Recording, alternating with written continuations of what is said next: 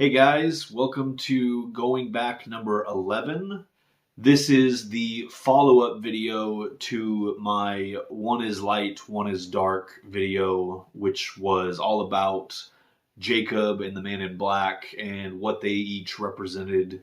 The purpose of this video is to address some of the feedback that I got from that video. With that in mind, there probably isn't much to get out of this video if you haven't seen that one. So I do recommend watching that one first by clicking right up here.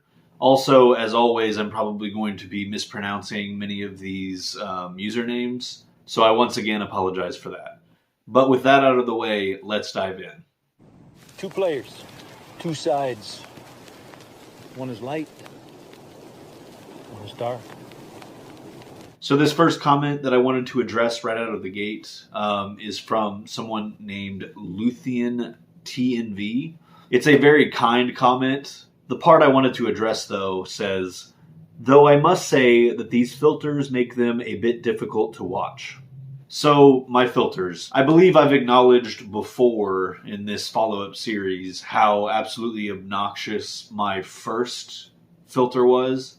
The one I used in my first 5 Getting Lost videos. The one I use in this video, I switched to for Getting Lost number 6 and used it all the way through number 15. And I do think it was a slight improvement. It's not quite as frenetic as that first one was, but it's still not great. The one that I'm currently using, and that I've used in the past 3 Getting Lost videos, I think is much better. But if I'm wrong about that, please do comment and let me know. There are a couple of reasons that I like the idea of using that type of filter. Obviously, I'm presenting my theory and explanation videos as if they were Dharma Initiative orientation videos. But also by putting that filter over the existing footage that I use, it helps to avoid getting the automated YouTube copyright flags. I firmly believe that all of the footage that I use from Lost and other media falls under fair use. And anytime I do get automatically flagged, I'm able to appeal that. And typically within 30 days, the issue is resolved. But that process is tedious and inconvenient. And in certain cases, it can delay the release of a video. That's why it can be helpful to slightly alter the footage that I'm using. That said, I really don't want these videos to be unpleasant to watch in any way. So if most of you would prefer that I just get rid of the filter altogether, that's definitely something I'm open to doing. So again, please let me know in the comments whether or not the filter that I'm currently using is still distracting, and if you'd rather I just drop the filters. If God exists, then like Jacob, he lets terrible things happen without interfering. Not to mention, he lets his followers do terrible things in his name without interfering. It's up to us as individuals to reconcile that with how good and or powerful we believe he is. So I think that's a good place to get into a comment from Raul, who says, I think every action of Jacob is justifiable being the God he was, except one. That is, he let Nadia get hit by the car. I can't understand it. If he's trying to save Saeed, why not Nadia? Please don't give me answers like, otherwise Saeed wouldn't go back to the island. That's logical, but evil for a guy like Jacob. So I actually think this is a perfect example of the sort of thing that I was kind of talking about in this video. In real life, people are killed by hit and runs all the time. And in many of those cases, loved ones are present and yet are spared based on whatever the specific circumstances are in that case. So if one interprets this as God sparing one person but not another, then we again must confront why that might be. So in the context of Lost, with Jacob as an allegorical representation of God, if one interprets what happened in that scene as Jacob sparing Saeed but not Nadia, then I would argue that the allegory still translates. Now that said, that's not actually how I read that scene. Personally, I don't think Jacob's presence in this scene was meant to save Saeed. Based on the other examples that we see on screen, we know that Jacob tends to visit candidates at pivotal moments in their lives, and Nadia's death clearly fits that bill. But it's not obvious to me that if Jacob hadn't been present, that Saeed would have died. Nor do I find it apparent that the situation would have played out in a significantly different way if Jacob hadn't been there. I think it's perfectly plausible that in that scenario, where Saeed and Nadia are both walking across the crosswalk, that she might have stopped to look through her purse for the sunglasses, and he may have continued on without even noticing. At which point, she would have been struck by the same car behind him, while he would have been unscathed. In that perfectly plausible scenario, there was absolutely no interference by Jacob, and the result was the same. The other hypothetical scenario that I agree would be quite likely is that neither of them stops. Without Saeed staying behind on the corner, Nadia wouldn't have turned around to show him that she found the sunglasses, and she may not have stopped in the crosswalk to look for them. But in this scenario, they both would have proceeded and been out of the car's path by the time it came through the intersection. The scenario I find the least likely is that they both would have stopped in the crosswalk and then both have been hit by the car. So my point is, I don't think it's likely that Jacob's intention was to save Saeed's life. What I think is more fair to say is that he did indeed allow Nadia to die by not interfering. But that's just yet another example of part of the allegory that I was outlining in this video. There are countless examples in which Jacob's interference could have saved lives or prevented suffering. Does the fact that he didn't interfere make him culpable or make him evil? And if God exists, then the same questions could be asked regarding his lack of interference, regarding the lives he doesn't save or the suffering he doesn't prevent.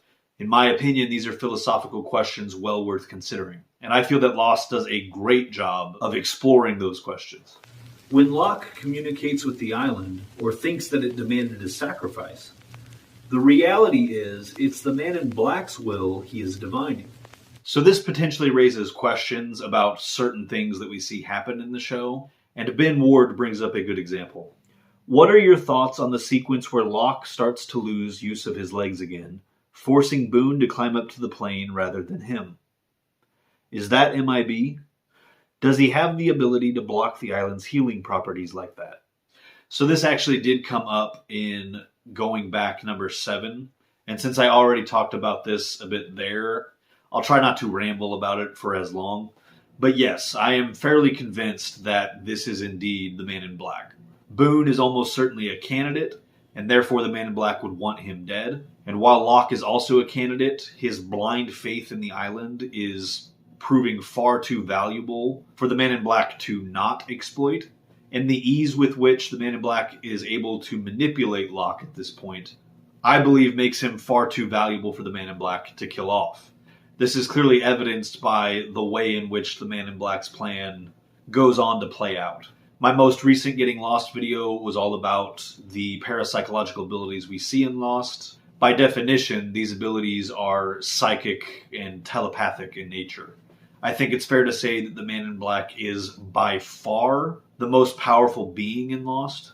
And for pretty much every so-called special ability that we see demonstrated in Lost, I feel there is good reason to believe the Man in Black possesses that ability. So yes, I definitely think he is capable of using his own connection with the island's energy to interfere with and weaken Locke's connection with it. Doing so in this case prevents Locke from getting himself killed by climbing up to the plane, and makes it so that Boone will. The fact that once Boone has fallen, Locke goes from not being able to stand up on his own to being able to carry Boone back to the caves, I find that particularly telling. When characters exclaim that the island wants them to come back, the truth is both Jacob and the Man in Black want this. My point is that I prefer the interpretation that the power of the island is a purely neutral, natural force, and that even the representations of a force for good and a force for evil originated from mankind. To me, this is far more compelling. So when preparing to make this video, I was actually surprised that there wasn't more questions or counterpoints to address. Obviously, it's been over a year since this video came out, so my memory regarding the comments that I received to this video obviously wasn't fresh. And I guess just because of the subjective nature of this video's topic, I just sort of assumed there would be a lot to kind of address and go over. I'm definitely not complaining. I just prefer to give you guys as much content as possible in these videos. So with that in mind, this video actually did get a comment from a user, TD811, that brought up a number of subjects that are somewhat tangential to the topic of this video, many of which I have already addressed in other videos, but some of which I have not. And so because of that, and because of this video's potentially shorter runtime, I thought I would tackle a couple of the subjects they bring up. The first of which is, Rousseau proclaims with certainty to the Losties that the monster is a security system, and the purpose of any security system is to protect something. So we do eventually get to see the origin of Rousseau's perspective or interpretation of the monster. This happens in season 5 when Jen time flashes to right before Rousseau kills her husband. From their conversation, we can kind of discern that after she watched this creature made out of swirling black smoke rip off one of their team members' arms while dragging him underground, and after the rest of her team went down to try and save him, they apparently emerged and started exhibiting strange behavior that she described as an infection. In the final season, we kind of get a better understanding of what happened to them from Dogen and from what we see happen to Saeed and what has happened to Claire. And there is a video coming up soon about the infection specifically. But in this moment, Rousseau attributes what has happened to her team as being caused by the monster. And when she says as much to Robert, his response to her is that that thing isn't a monster, it's a security system. It's there to protect that temple.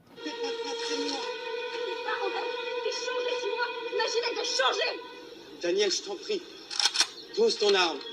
Je t'aime. Pourquoi j'ai dû comme ça? Parce que t'es pas Robert. T'es malade. Ce monstre t'a rendu malade. Mais y a pas de monstre. C'est un système de sécurité qui garde ce temple, c'est tout. And since she's attributing Robert's changed behavior to the monster and to whatever happened underground when the team went after Montand, I think it's reasonable for her to believe that he has a better insight into what this thing was, what it is, than she does. But what I feel is important for us as the audience to note is that Robert's in this situation at gunpoint where he's trying to convince her that she doesn't need to feel threatened by what has happened to him or by what the monster has done. So he has a real motivation to kind of mislead her about the nature of the monster. Now that said, I don't think he's being 100% dishonest about this. As I've talked about many times on this channel, I believe the temple was built for the Man in Black. It was built to worship him. I believe the tunnels were built for him. That altar that we see underneath the temple was built for him. And during that period, I think it's absolutely fair to say that he would have protected it from any threats. And while that may no longer be the case, I think there is an element of truth in the way Robert describes the monster. The fact that 16 years later, Rousseau goes on to confidently describe the monster this way to Jack and Kate, I think this is just one more example of characters projecting their own interpretations and meanings onto the events that occur. And Rousseau is a great example of someone that frequently does this, and she's often an unreliable narrator. But again, I think that's one of the biggest themes of the show, is the idea of people taking action based on their beliefs.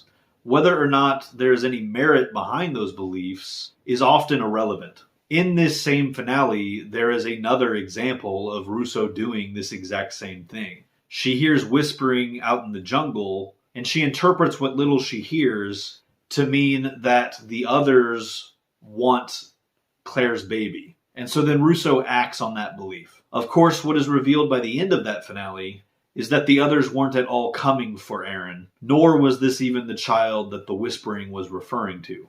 Moving on to the next point from TD811 that I wanted to address. Jack plugs the island back in, but doesn't become a smoke monster like the Man in Black did when Jacob threw him down there. So I don't think I've talked about this yet in any of my videos, but this is a question I see come up from time to time. The idea that what happened to the Man in Black, why didn't it happen to Jack? I think perhaps a better question to ask is, why out of the multiple people that we know went down into that cave, why was the Man in Black the only one that this happened to?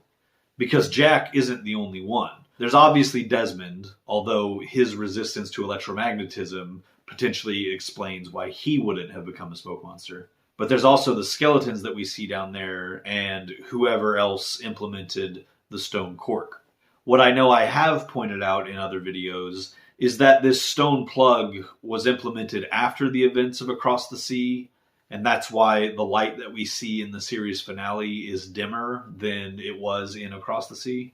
And I've talked about how I believe the monster shielded his Egyptian followers from much of that energy, enough so that they were able to implement the structures and the plug that we see down there without them being ripped from their bodies the way that he was. So right there, the fact that the light and the energy has been diminished somewhat since the Man in Black was thrown down there, I feel like that by itself potentially explains why someone might not be ripped from their body in, say, 2007.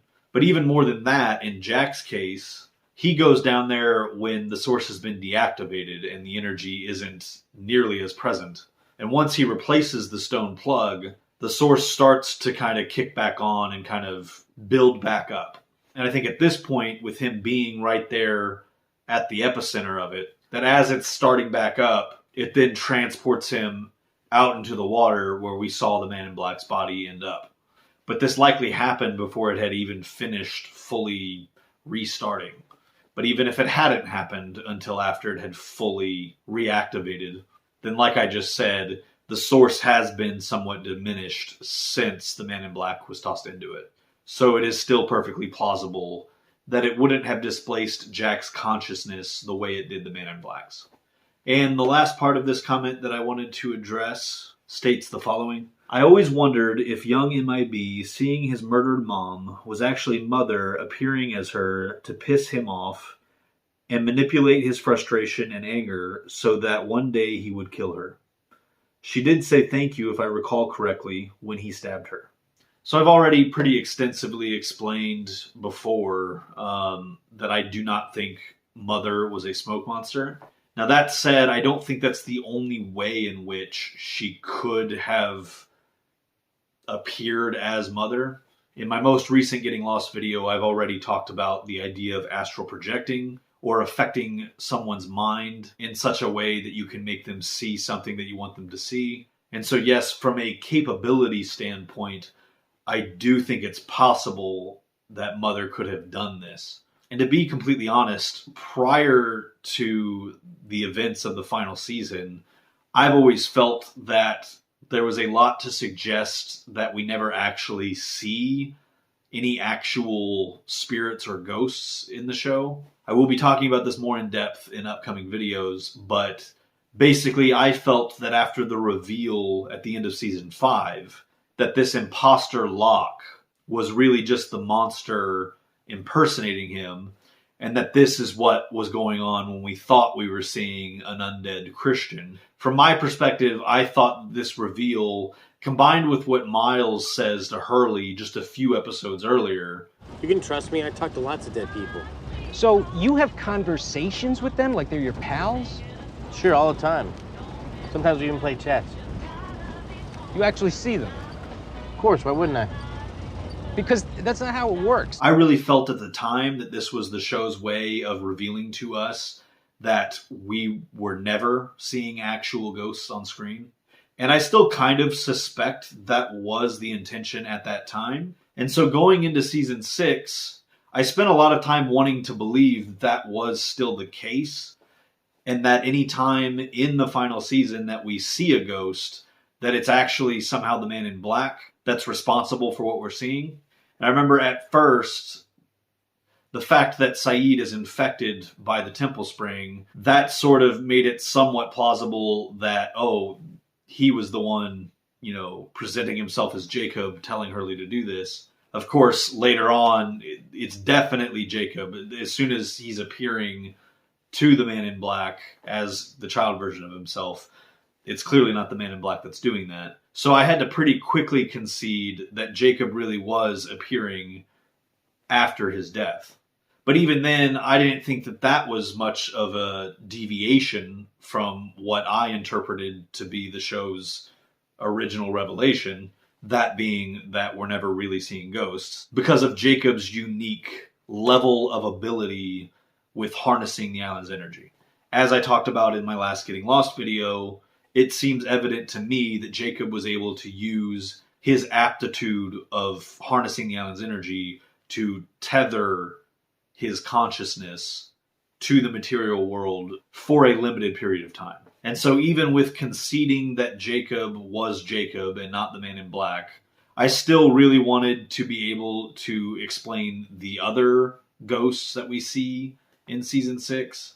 And in some cases, Michael being a good one, I think there actually is a better explanation for what we're seeing than, oh, that's a ghost. And so, yeah, when it comes to the biological mother, Claudia, appearing to the boy in black, obviously that's not the Man in Black doing that, but it was tempting for me to try and explain that as Mother being responsible for it. And I do agree with the potential motivation of she wants to die, that she wants one of these children that she's taken under her care to replace her so that she can finally die and rest. I do think that is what she wanted. And so if we're looking for a motivation behind why she would make the boy in black see his biological mother, I think that's the best one you could find. The problem is, I really don't think she wanted to alienate the boy in black. I feel that that episode makes it really clear that Mother genuinely wanted and expected the boy in black to be the one to take over for her. I think she saw a lot more potential in him because of how he demonstrated he was special in ways that Jacob wasn't.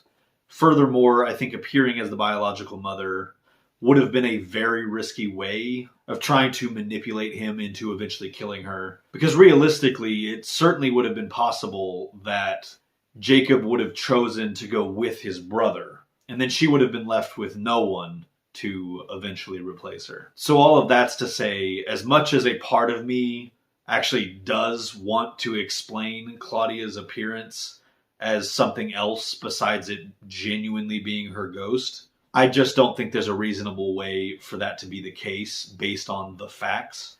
And I do think her and the Isabella that Hurley speaks to, I do think that those are the two cases, aside from Jacob, where we kind of have to inescapably conclude that we're seeing ghosts or spirits or whatever you want to call them. But okay, pretty much everything else in that comment I either have already addressed elsewhere or intend to address in a video that's yet to come. But I think that does it for today. If everything's going the way that I've planned it, then you should be seeing this video on March 23rd. Or rather, it should have been released on March 23rd. You may be watching it well after that. And this should be exactly 1 week after Going Back number 10 came out. At the time of filming this, it is my expectation that Getting Lost number 19 will be out exactly a week after this, which will be March 30th. And then a week after that should be Going Back number 12. And then the week after that, Going Back number 13. Basically, I'm trying to schedule these videos in advance and have it so that every Wednesday a new one comes out. Now, I am not at all expecting that to be the case indefinitely. The amount of time and effort that these videos take, specifically the Getting Lost ones, the main theory and explanation videos that I do are really quite intensive. From a writing, editing, production standpoint, it all tends to take a fair amount of time. So while I currently have a bit of a head start, and I'm fairly confident that I will be able to release one video per week for the next little while, I am not promising that that is going to continue to be the case. Eventually, I expect the workload will catch up to me, and there might have to be a bit of a break between videos again. But in any case, if you haven't already, please do subscribe and hit the notification bell so that you will be notified when new videos arrive, regardless of when that may be. As always, I hope you guys come back for those. Oh, you're still here. Hopefully that means you enjoyed this video. If so, please consider sticking around and being a constant for this channel by clicking right up here to subscribe. And don't forget to hit the bell icon if you would like to be notified when more videos like this one arrive. In the meantime, feel free to check out previous content from this channel by clicking here or here. Oh no. Please subscribe.